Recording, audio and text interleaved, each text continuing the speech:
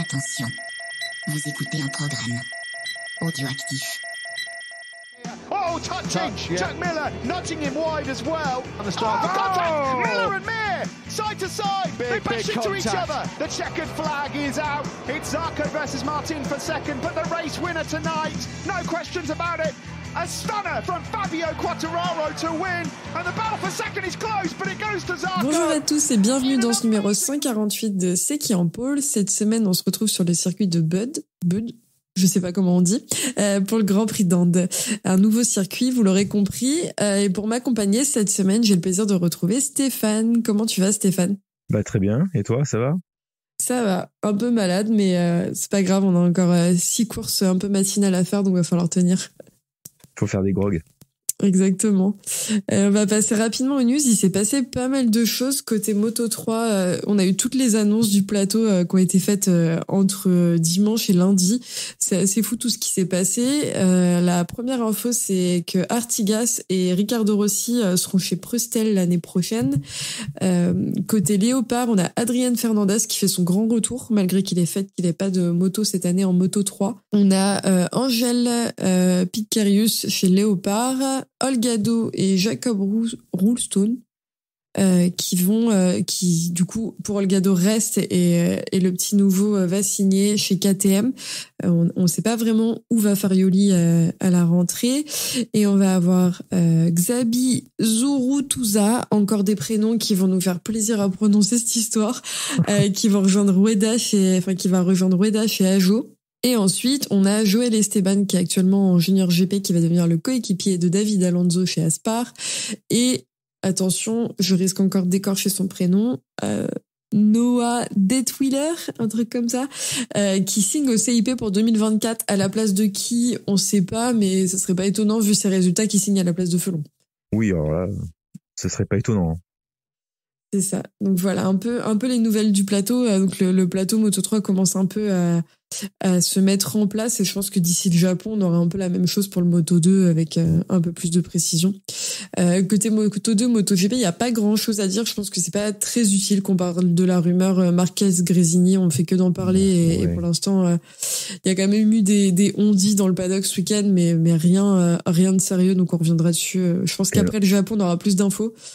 On en parlera quand il aura signé chez Grésini. Ouais. Alors par contre, on veut quand même dire que si il fait ce coup-là au Japon, qu'il annonce à Honda qu'il se casse et qu'il signe chez Grésini alors qu'il est au Japon, je pense que Honda, ça a mal fini avec Rossi, mais je pense que là, Honda Marquez, c'est la catastrophe. Bon, après, on va dire qu'il est plus sur sa fin de carrière que son début de carrière, donc tu sais, je suis pas sûr qu'il retourne un jour chez Honda. Il a plus rien ni à gagner ni à perdre. Ouais, c'est clair. Il y a quand même la théorie, c'était un peu la théorie du complot ce week-end, c'était imaginer Marquez part chez Ducati. La Ducati, bon, elle fonctionne évidemment, c'est la Ducati, mais Zarco arrive chez LCR, et là d'un coup la Honda se met à fonctionner. Mais tu sais, en fait, c'est le sport, c'est des questions de cycle. Ouais, c'est clair. Là, avant, il y avait les cycles Honda, Yamaha, Ducati, peut-être qu'après ça sera le cycle Aprilia, peut-être qu'après ça sera Honda, enfin voilà, ça reste des sports mécaniques, et c'est pas une science exacte, tu vois. Il suffit que les ingénieurs ils aient mis le doigt sur ce qui allait pas et qu'ils aient trouvé les solutions. Du coup, la moto peut performer l'année prochaine plus qu'une Ducati, ça on sait pas. Ouais, on verra de toute façon, mais c'est drôle du coup d'écouter les théories du complot, tu sais. Mais souvent, on dit qu'il faut à peu près 2 ans pour que la moto revienne au niveau, en partant du moment où ils ont vraiment commencé, tu vois, à retravailler sur des nouvelles bases. Bah, Yamaha, c'est 2 ans x 5 du coup. Ouais. On va on va faire un petit point rapidement sur ce Grand Prix d'Inde, parce que c'est un nouveau circuit. Donc rapidement, on va juste donner 2-3 infos pour ceux qui n'ont pas eu l'occasion d'en entendre parler. L'Inde, déjà, premièrement, c'est le 30e pays à hoster un Grand Prix depuis que ça existe, donc depuis 1944. Et c'est le 8e pays différents en Asie. On sait qu'on a eu l'Indonésie, la Thaïlande, la Turquie, il me semble, le Japon, la Malaisie, la Chine et le Qatar. Et c'est un circuit qui a été inauguré en 2011. Donc c'est en Asie, le 13e, il me semble, circuit différent. Et il a reçu la F1 entre 2011 et 2013. C'est ça. C'est un circuit qui fait 5 km 01 précisément, avec une assez longue ligne droite, puisque la ligne droite fait 1 km 220, avec 8 virages à droite et 8 virages à gauche. 5 virages à gauche. Oui, 5 à gauche, pardon. C'est moi, je sais plus compter. Donc ça, globalement, c'est un peu le résumé de ce nouveau circuit. Ça a été un peu compliqué en termes d'orga, quand même, entre l'arrivée des pilotes, le début d'organisation. Est-ce que tu as suivi un petit peu, Stéphane? Alors, j'ai suivi un peu le problème de visa. Alors, il y a plein de pilotes, de team managers, de mécaniciens, dont les visas n'ont pas été délivrés en temps et en heure, et donc du coup il y a une sorte d'imbroglio pour savoir quel pilote pourrait prendre l'avion et atterrir en Inde, et finalement, bon, tout le monde a réussi à les avoir, mais il y avait un peu cette épée de Damoclès qui planait au-dessus de pas mal de monde dans le paddock. Ouais, jusqu'à mercredi, c'était compliqué. Il y a eu ce qu'ils ont appelé le Visa Gate. Le Visa Gate, c'est ça. Marquez était bloqué en Espagne. Enfin, il y en avait plein qui étaient bloqués à Paris aussi. Et ils ont dit que l'ambassade d'Inde avait été débordée avec la réception des 2000 demandes de visa pour le week-end. Donc, c'est un peu compliqué de pas anticiper. Mais après, je travaille pas à l'ambassade, donc j'ai aucune idée de comment ça s'est passé. C'était juste très cocasse à voir de l'extérieur. Surtout qu'on se disait, est-ce que vraiment il va y avoir un Grand Prix? Ouais, si les pilotes sont pas là, bon. C'est ça, et puis même en termes d'orgas, en fait, tout le week-end, ça a été accumulation de situations complètement incongrues, avec par exemple vendredi le retard des séances parce que les commissaires avaient pas reçu leur bouteille d'eau. Alors, le camion était là avec les bouteilles d'eau, et personne se demandait à quel moment il fallait les emmener, quoi. Donc ça, j'ai pas suivi, mais moi j'étais resté sur les visas, mais bon, après c'est les aléas d'un nouveau circuit, et ça avait l'air un peu compliqué. Bon, nouveau circuit, nouvelle mise en place, nouvelle compétition, nouvelle catégorie, c'est tout de suite plus compliqué, j'imagine, quand ils ont pas l'habitude. C'est ça, puis bon, c'est surtout, souvent c'est des circuits un peu folklore, ce genre d'endroit, l'Inde et tout ça. C'est ça. On a quand même eu des courses et des séances d'essai ce week-end. Est-ce que tu peux nous raconter un peu ce qui s'est passé en Moto 3, s'il te plaît? Allez, c'est parti. Donc, vont réussir à passer, à sortir de la Q1, Honshu, Yamanaka, Ogden et Toba. Lors de la Q2, Paul pour Mazia, devant Bertele et Sasaki, et Félon, quant à lui, va partir en 27e position. Alors, la course, c'est Mazia qui va réaliser le all shot. Il va rapidement se détacher et va mener avec lui Sasaki. Les deux hommes vont compter jusqu'à 3 secondes d'avance sur le groupe de poursuivants, qui va être composé de Toba et Berrer. Et il faut attendre le dernier tiers de la course pour voir un peu les positions se décanter. Et Sasaki va lâcher Mazia, qui va commencer à faire la course en tête tout seul. Et finalement, on va vite comprendre que Mazia est trop fort pour tout le monde et va être vainqueur avec 3 secondes d'avance sur la meute. Mais c'est surtout la bagarre pour les places d'honneur qui va nous intéresser, car dans le dernier tour, Berrer, Sasaki et Toba vont être tous les trois à la lutte, et c'est finalement Toba qui va s'en sortir mieux que les autres, parce qu'on va avoir un contact entre Sasaki et Berrer. Berrer va chuter et Sasaki du coup finira 3e. À noter que Daniel Olgado, qui était parti 19e, va finir 4e, et Lorenzo Felon 17e. Alors donc pour Olgado, c'est très important, parce qu'en fait au championnat du monde, l'écart a fondu comme neige au soleil, puisque il va se retrouver ex aequo avec Massia. Sasaki, quant à lui, est 3e avec un petit point de retard sur ces deux pilotes. David Alonso, quant à lui, est 4e au classement général avec 23 points de retard sur les deux leaders. Franchement, c'était un peu... moi, j'ai trouvé que c'était un peu une purge, cette course. Disons que on a vu Mazia et Sasaki mener les 2 tiers de la course, et puis au moment Mazia, on a bien senti qu'il était vraiment très dominateur sur ce circuit, et il a vraiment réussi à déposer tout le monde, et Sasaki, je pense, a lâché. Je pense qu'il voyait qu'il pouvait pas attaquer plus. Et du coup, après, on a une arrivée Moto 3 dans le dernier tour pour les places d'honneur. Et après, on a eu un contact entre Berrer et Sasaki. On s'est demandé si Sasaki allait être pénalisé, parce que, alors on sait pas si c'est Berrer qui a qui harponne un petit peu Sasaki, ou si Sasaki bloque un peu Berair, mais en tout cas, Berair va chuter, Sasaki va se retrouver 3e. Mais sinon, je trouvais que c'était une très très belle bagarre pour les places d'honneur. Ouais, en fait, il y avait la fin de la course, il y avait les 3 derniers tours qui étaient intéressants, mais tout le début de la course, il se passait pas grand chose, c'était quand même relativement calme. Et j'avoue, moi, ça fait vraiment la meuf qui se plaint alors qu'il n'y a pas de raison de se plaindre, mais le combo décalage horaire plus regarder une course où il se passe rien, t'es là, bon. Est-ce que j'avais vraiment envie de me lever pour ça? Est-ce que j'aurais pas pu mettre le replay? Par contre, moi, ce que je note aussi, c'est que Holgado à partir loin et à plus finir les courses comme il avait l'habitude de faire en début de saison, ça y est, il est plus trop maître de son destin, puisqu'en fait, il est ex aequo avec Massia. Ouais, pour le coup, c'est ultra compliqué cette deuxième partie de saison. C'est vraiment, il y a pas vraiment d'explication à ça. En plus, c'est des erreurs, petite erreur sur petite erreur, et du coup, ça s'accumule. Et comme tu dis, il prend du retard sur le classement. Heureusement pour lui qu'il y a eu le contact Vejer-Sasaki, parce que sinon, il perd encore des gros points ce week-end, quoi. C'est ça, parce que Sasaki, il aurait pas eu le contact, il finissait second, et du coup, Sasaki aurait été premier et Massia 2e. C'est ça, et pour le coup. C'est aussi une chute qui profite à Massia, qui fait un très bon week-end, parce que lui, pour une fois, il a une saison qui est pas trop mal. En fait, toutes les erreurs sur lesquelles tous les problèmes qu'il a eu, c'était jamais de sa faute quasiment depuis le début de saison. Donc là, il a pu s'imposer, et c'est vraiment cool pour lui. Ouais, c'est ça. Voilà, moi, j'aurais retenu ça de ce week-end indien, en Moto 3. Et puis, au niveau de la course, celui qui est vraiment le perdant de ce week-end, pour moi, c'est Honshu. Je sais pas si t'as vu ce qui s'est passé pendant les séances d'essai et pendant les qualifs. Oui, vas-y, raconte-nous-le. En gros, il chute, il repasse pas, il passe pas par le centre médical alors qu'il aurait dû concrètement, et du coup, il se prend un drapeau noir qu'il respecte pas. Et du coup, il est rétrogradé et il part de très loin.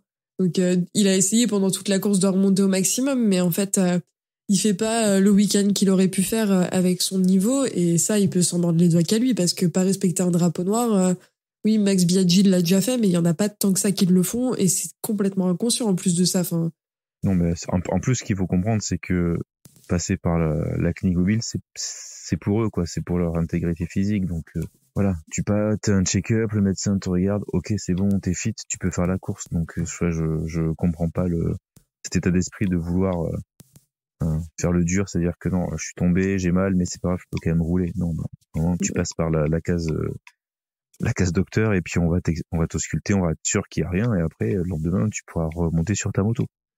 C'est ça. Je sais pas si c'est l'école Sofoglou qui fait ça derrière, et il faut y aller à la dure et tenir le coup, mais non, je pense là, pas. C'est complètement irresponsable de sa part. Après bon, pour la question de ne pas avoir respecté le drapeau noir, oui, je pense qu'il y a plein de pilotes qui malheureusement l'auraient fait. Il y a plein de pilotes qui le font. Hein. Mais c'est quand même rare. Il y a plein de pilotes blessés qui remontent sur les motos. Tu vois. Ouais, non, mais ça, je suis d'accord avec toi. Remonter sur la moto en étant blessé, on a Espargaro qui a le pied fracturé, on voit soi-disant rien à la radio, il remonte. Bezzecchi avec son entorse à la main. Ça. La base, quand il s'était fait opérer de sa cheville, il était remonté super vite sur la moto aussi. Ouais, c'est ça, mais derrière, il y a une différence entre ça et ne pas respecter un drapeau noir. C'est que là, vraiment, on te dit, mec, ce que t'es en train de faire, c'est dangereux. Suffit qu'il ait une commotion cérébrale, le mec, il lui arrive un truc sur la moto, il en a rien à faire, quoi. C'est complètement, c'est irresponsable. C'est pas l'exemple que t'as envie de montrer non plus quand t'es sur la moto. Je sais pas, j'ai trouvé ça que vraiment, pour le coup, c'est le grand perdant du week-end, et il peut s'en prendre qu'à lui-même. Alors, après, en termes de perdant, malheureusement pour lui, il joue plus grand chose au championnat, donc je sais même pas si on peut dire que c'est le grand perdant, mais en tout cas, il aurait pu sortir un peu plus. C'est ça, au un moins. Peu plus grandi de cette histoire-là, quoi. Aller grappiller des points sur le classement du week-end, quoi, au moins. Après, si la Dorna voulait faire un exemple, ils auraient dû l'exclure du Grand Prix, puis voilà, dire t'as eu un accident, t'as pas respecté le drapeau noir, nous c'était pour toi, voilà, t'as pas le droit de courir demain. Ouais, et après, il y a toujours les pénalités qui sont déjà prévues pour tel ou tel incident. Donc, ouais. Bon, on va pouvoir passer au Moto 2, était, pour une fois, j'ai trouvé un peu plus animé que le Moto 3. Ouais, alors bon, on va en parler, mais je trouve que c'est un peu une course c'est un peu le même style de course que le Moto 3. Bon, enfin. Alors, en Q1 vont passer Van Den Gouberg, suivi de Garcia, Baltus et Binder. Et en Q2, donc Paul pour Dixon devant Acosta et Garcia. Alors, pour la course, donc c'est une course en 2 temps, hein, puisqu'à l'extinction des feux, c'est Dixon qui réalise le meilleur départ, mais son all shot va être éclipsé par une grosse chute au premier virage, qui va impliquer plusieurs pilotes, dont Chantra, Alcoba, Vietti, Ramirez et Ada. Et ce strike est à mettre au profit d'Alcoba, qui a freiné au panneau trop tard. Donc le drapeau rouge sera sorti le tour d'après. Au restart, c'est Sergio Garcia qui réalise le all shot, mais Acosta ne mettra pas plus d'un tour pour prendre la tête de la course. Vont se produire une série de chutes qui va d'abord impliquer Loves, Canet et Ugura. Ensuite, on va avoir une chute qui implique Alonso, Lopez, Dixon. Et à noter que Dixon, qui fait un rejoin, rechutera une dernière fois en fin de course. Alcoba, donc, va également chuter. Donc, c'est une chute un peu gag parce qu'en fait, il chute en effectuant son long lap. Voilà, suite à son carambolage de début de course. Pendant ce temps-là, il y a quand même la course qui va se poursuivre et Acosta va rapidement prendre le large et compter jusqu'à 2 secondes d'avance sur Arbolino, Garcia et Robert. Et donc, c'est sans surprise que le pilote espagnol va s'imposer. Arbolino, quant à lui, parvient également à se détacher et fera cavalier seul à la 2e place. Donc, ce qui va là nous intéresser, ce sera la bagarre pour la 3e place qui va opposer Garcia et Robert. Et à ce jeu-là, c'est finalement Roberts qui va s'imposer et monter sur la 3e marche du podium. Grâce à ce résultat, Acosta consolide sa place de leader avec 236 points, devant Arbolino qui a 197 points et Dixon est 3e avec 146 points. Donc voilà, on peut dire, pour résumer la course, que Acosta est intouchable et qui reprend de gros points au championnat sur Arbolino. Et vu la course qu'il fait, maintenant on peut se dire, voilà, ça va être très très dur d'aller le détrôner, sauf si Acosta chute. Finalement, si ça sabote lui-même, mais parce qu'il est quand même très très régulier, il est très propre et il fait très peu de fautes. Ouais, je suis d'accord avec toi, il a été ultra propre sur cette course, ultra carré, ultra concentré, donc c'est ce qu'on attend de lui de toute façon et c'est ce qu'on attend d'un mec qui est là pour rivaliser au championnat.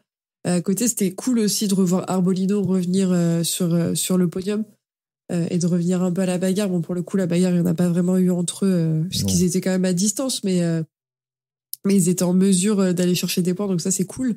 Et comme tu dis, la chute d'Alcoba, ça pourrait, si ça existait encore, ça finirait dans vidéo gag, quoi. C'était une blague, en fait. Il tombe en faisant le long lap. Mais vraiment, en plus, il se pose même pas la question d'aller voir si la moto, elle s'est arrêtée ou pas, quoi. Juste, il est en mode, elle est tombée, ok. En fait, il prend le long lap, en fait, il se tourne un peu large, il va dans le gravier, en fait, il tombe, c'est même pas à la grosse chute, et puis il se relève et il s'en va. Ouais, et puis il regarde vraiment la moto, genre, ok, elle est par terre. Elle est là, écoute, je vais pas la relever, c'est lourd. Et par contre, celui, en parlant de chute, un qui est, je trouve, dramatique ces dernières courses, alors que c'est un pilote que j'apprécie beaucoup, c'est Lopez. Il ne sait pas faire une course sans tomber, et quand il tombe, il emmène quelqu'un avec lui à chaque fois. C'est vraiment c'est catastrophique, quoi. Ouais, mais je trouve que les pilotes étaient quand même assez fébriles parce qu'on a vu beaucoup de chutes, finalement. Ouais. Et tu vois, ça faisait un peu penser un peu à un niveau Moto 3 quand même, sur le coup. C'est-à-dire des pilotes qui n'arrivaient pas trop à contenir leur action.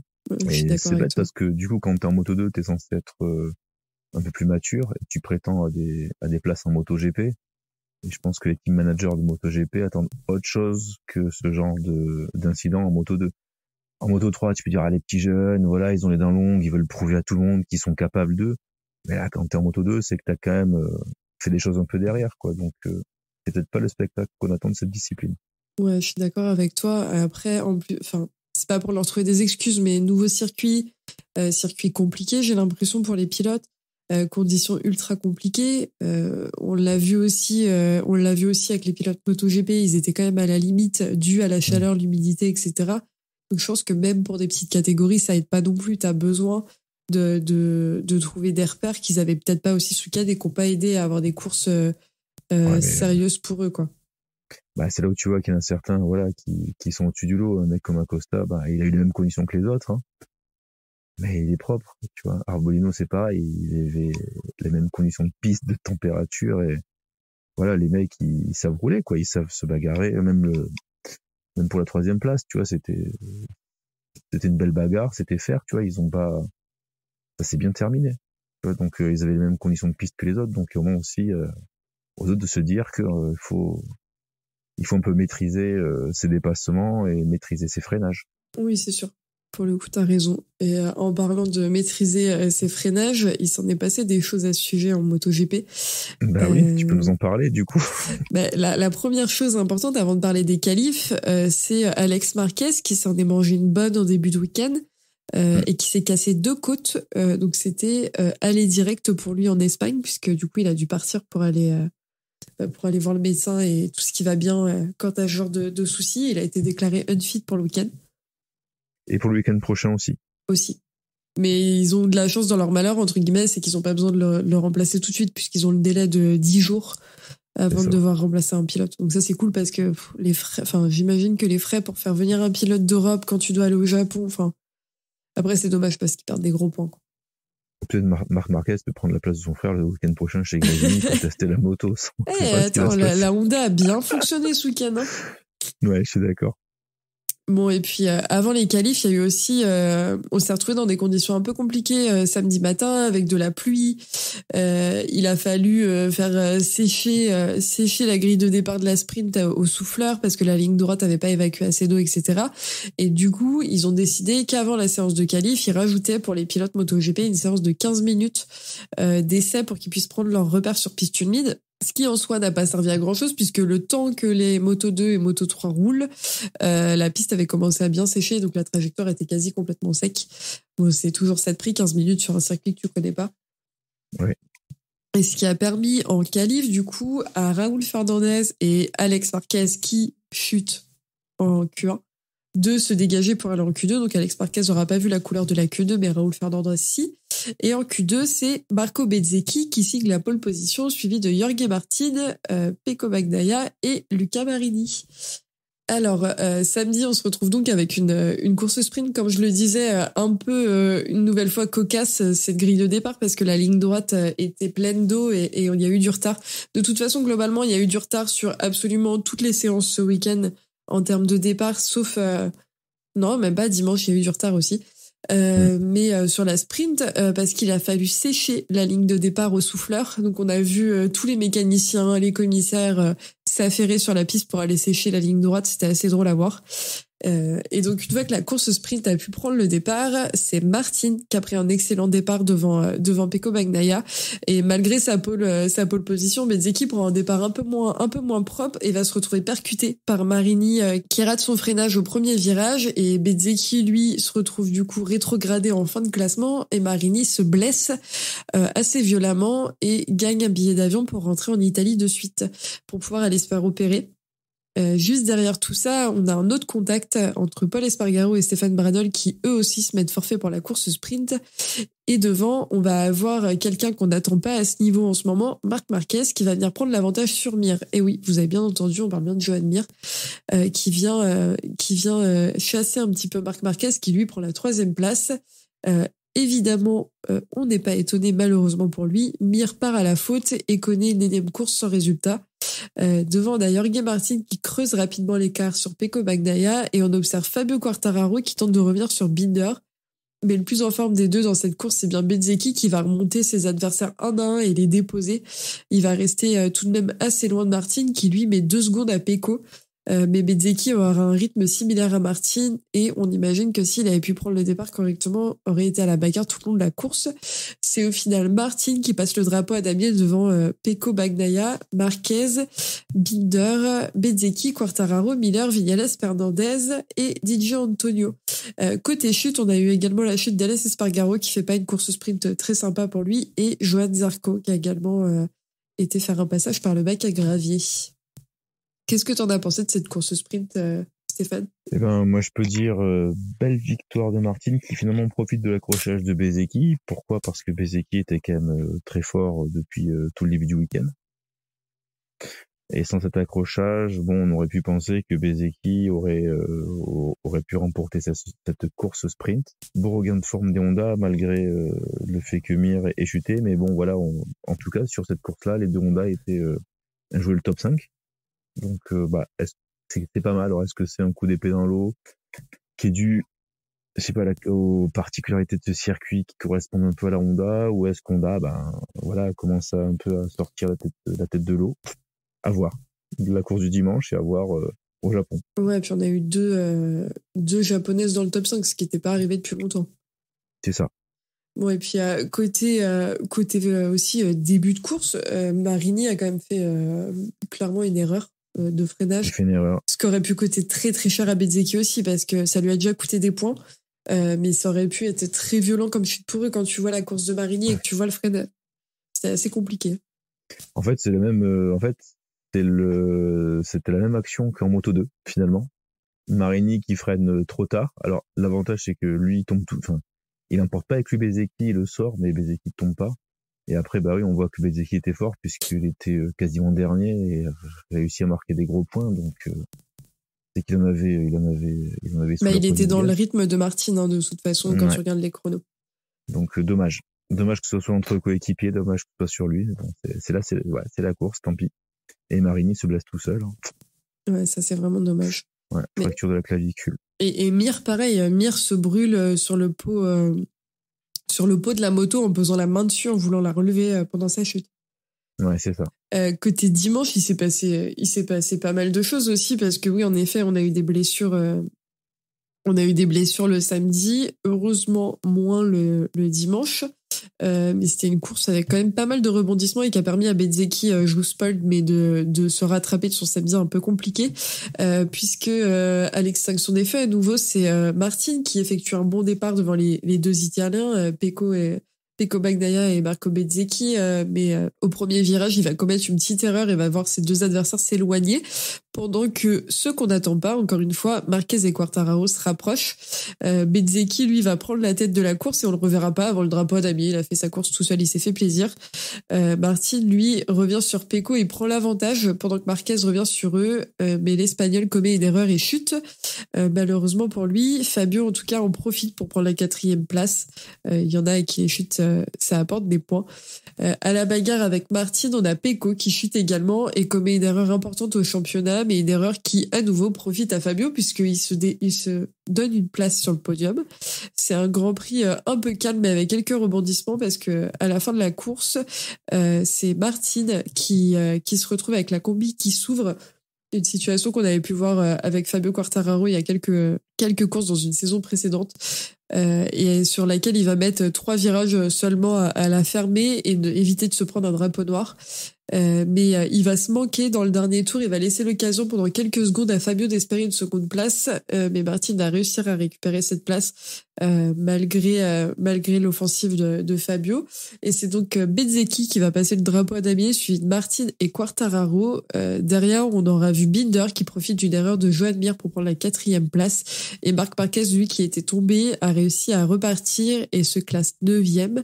Au top 10, on retrouve donc Bezzecchi, Martin, Quartararo, Binder, Mir, Zarco, Morbidelli, Viñales, Marquez et Fernandez. Ce qui donne au championnat Bagnaia avec 292 points, Martin avec 279 et Bezzecchi avec 248. Comment t'as trouvé cette course, Stéphane ? Pareil, c'était une course moyenne, c'est-à-dire que Bezzecchi s'est détaché. Donc ce qu'on disait, il avait vraiment le rythme tout le week-end, donc il est parti et personne ne l'a revu. Et voilà, donc c'est très belle victoire pour lui. Belle 2e place de Martin, qui lui aussi était assez rapide. Et puis encore une inconstance de Pecco Bagnaia. Encore une inconstance, c'est quand dur. il tombait que ah bah oui, je suis désolé, mais bon, quand tu joues le titre, c'est quand même à minima la 2e chute qu'on peut attribuer, qui vraiment, enfin voilà, c'est son erreur quoi. Ah oui, c'est une erreur. Je t'accorde le fait que c'est une erreur. C'est juste que encore une erreur je trouve que les propos sont toujours très durs, et particulièrement ce week-end. En fait, quand t'as la meilleure moto du monde. Ah mais je suis d'accord avec toi, mais n'importe. Tu peux plus faire ça. Enfin, je veux dire, je dis toujours la même chose, mais quand Rossi ou Marquez est en tête d'un championnat, autant te dire qu'ils chutaient pas autant que Bagnaia et faisaient pas autant d'erreurs. Je dis pas qu'ils en faisaient pas, mais ils étaient quand même beaucoup plus constants sur l'ensemble d'une saison que peut être Bagnaia. Parce que Bagnaia, il aurait eu en face de lui un vrai second. Voilà, à chaque fois je dis ça, mais c'est la vérité sur cette saison. Il aurait eu par exemple un Martin qui aurait été là toutes les courses. Bagnaia, il serait plus en tête. Ouais, ça je te l'accorde, mais c'est juste que je trouve que le propos est dur à chaque fois parce que ça peut être n'importe quel autre pilote qui tombe. Ouais, mais après, tes arguments s'entendent et je suis d'accord avec toi. Mais en fait, le problème, c'est que c'est pas n'importe quel pilote, c'est quand même le pilote qui a la meilleure moto, c'est le pilote qui est champion du monde, c'est le pilote qui prétend à se succéder encore au championnat du monde. C'est le pilote qui est en tête. Donc tu vois, c'est pas un nouveau, c'est pas un rookie, c'est pas quelqu'un qui a jamais géré la pression d'un titre. C'est quelqu'un qui connaît tout ça. C'est quelqu'un qui a une moto de fou, quoi. Tout le monde aimerait ça. Et tu peux pas, à ce niveau-là, enfin, c'est pas que tu peux pas, mais oui, à ce niveau-là, c'est presque une faute professionnelle de chuter autant, voilà, c'est tout. Il y a des pilotes qui jouent des titres et qui sont beaucoup plus constants. Là, pour le coup, je suis désolé, il est pas constant. Non, mais je pense qu'on a juste pas compris et que son but, c'était juste de relancer le championnat pour mettre un peu d'action dans la fin. Alors peut-être qu'il est payé par la Dorna pour que les gens s'abonnent sur le pass MotoGP. C'est ça, on est à 13 points de Pecco. Tu partages pas cet avis tu vois, il peut plus faire ça en fait, Pecco Bagnaia. Si, je suis d'accord qu'il peut plus faire ça de la même manière que là, si Martin et Bezzecchi font des erreurs aussi dommageables, bah ça sera de leur faute et ils pourront s'en mordre que les doigts et ils peuvent pas le faire parce que ils sont encore dans la course au championnat. Je trouve juste que il y a pas de notre part pour le coup parce que sinon on a Pierre qui nous tape sur les doigts, mais je trouve qu'il y a un acharnement sur Pecco dès qu'il va faire une erreur où on va dire comme on le dit à chaque fois, mais Pecco a pas le mental, Pecco a fait une erreur, c'est catastrophique. Pecco ci, Pecco ça, et je trouve ça compliqué parce que ça reste un pilote en fait, et quand on voit l'épuisement qu'il y a eu sur cette course en termes de physique, je suis pas étonnée que malheureusement il y ait des erreurs qui soient faites et que ce soit lui ou un autre.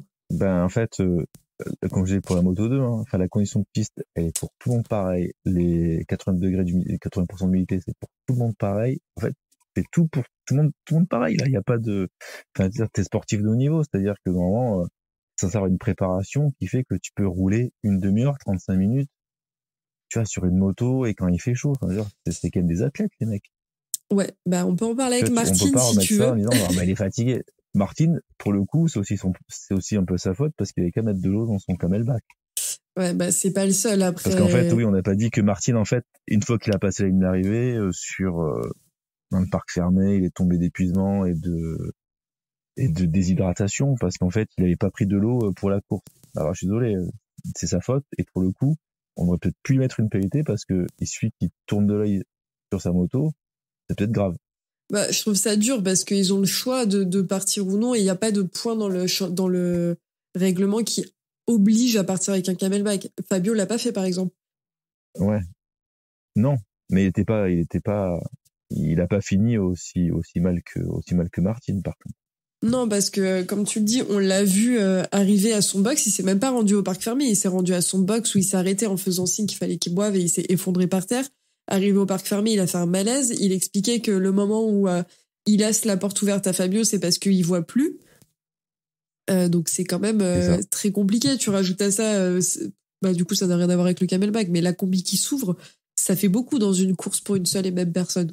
Ouais. Alors ça c'est pas sa faute, pour le coup. Non, mais c'est juste que ça fait beaucoup à accumuler. C'est le même fournisseur de combinaisons en plus.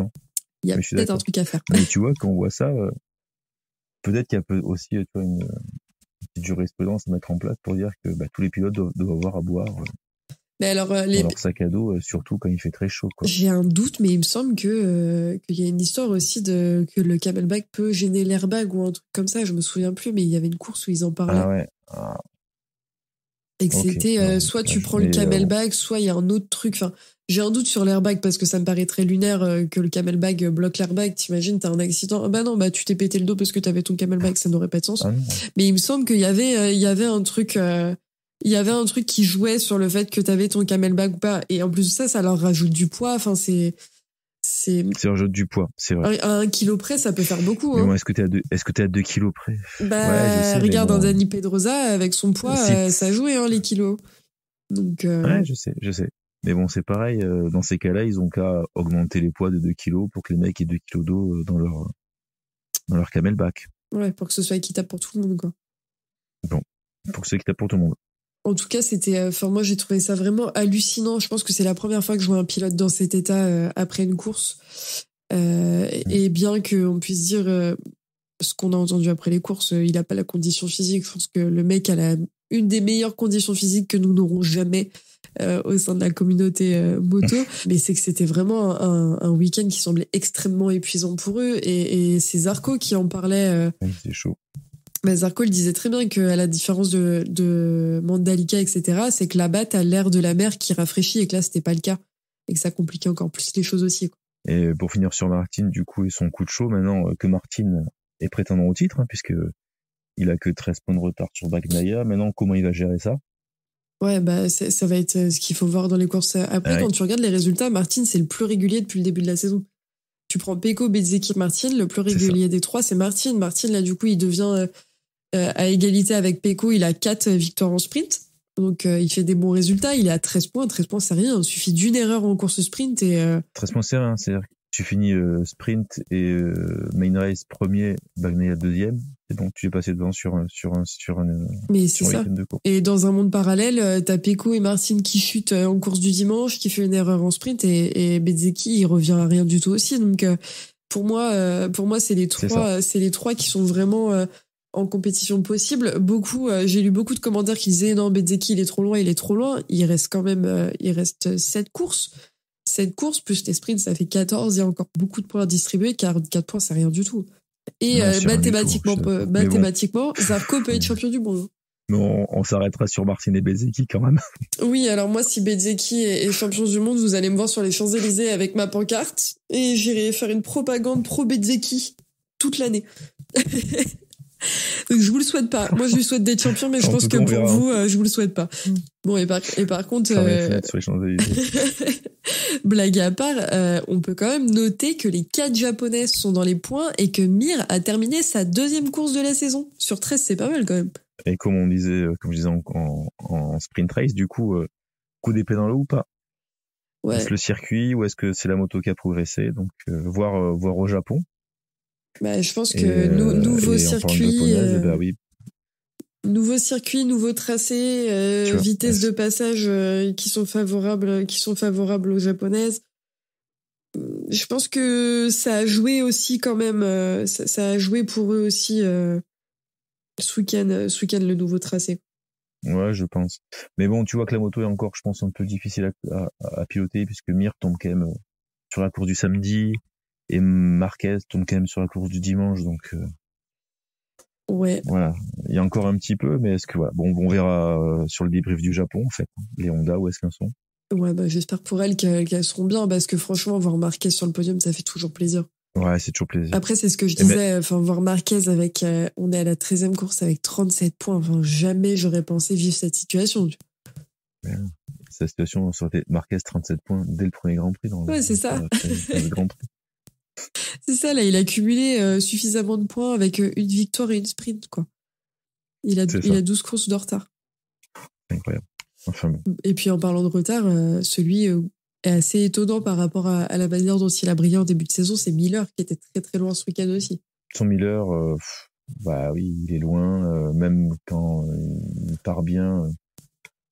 Il a des problèmes, je pense, à la gestion des pneus. Du coup, il chute inexorablement au fur et à mesure des tours. Donc, Miller, est-ce qu'il va vraiment rester l'année prochaine, même s'il a un contrat, est-ce que KTM va le reconduire et laisser sa place à Costa? Peut-être qu'il est gentiment en train de laisser sa place à l'Espagnol, quoi. Ouais, parce que on sait que KTM, Red Bull, même si t'es Miller, ils peuvent déchirer le contrat, te donner ce dont tu as droit et puis mettre quelqu'un à ta place. C'est ça, et puis en plus de ça, il n'y a pas eu d'annonce officielle, mais Augusto Fernandez disait qu'il avait déjà signé pour 2024 chez GasGas. Donc bon, il reste que Paul. Est-ce qu'il va rester? Il me semble que Paul a signé et qu'il a annoncé qu'il avait signé. J'ai un doute. Là, comme ça, tu me mets le doute, mais... Je sais pas, j'ai pas vu, j'ai pas fait attention à ça, mais... En tout cas, vu la saison d'Acosta, ça serait bête que KTM le mette pas sur sa machine, parce que les KTM sont quand même pas mal. Binder est toujours là, il est toujours dans les 10 premiers, même dans les 6 premiers, donc il y a quand même du potentiel sur la machine. Ouais, je suis d'accord avec toi. Bon, je pense qu'on a fait un peu le tour de cette course, de ce Grand Prix d'Inde, le premier historique pour l'Inde. Côté Superbike, nous on se retrouvera comme on a fait la dernière fois pour un petit débrief de 2 ou 3 courses d'affilée, histoire d'avoir plein de choses à dire.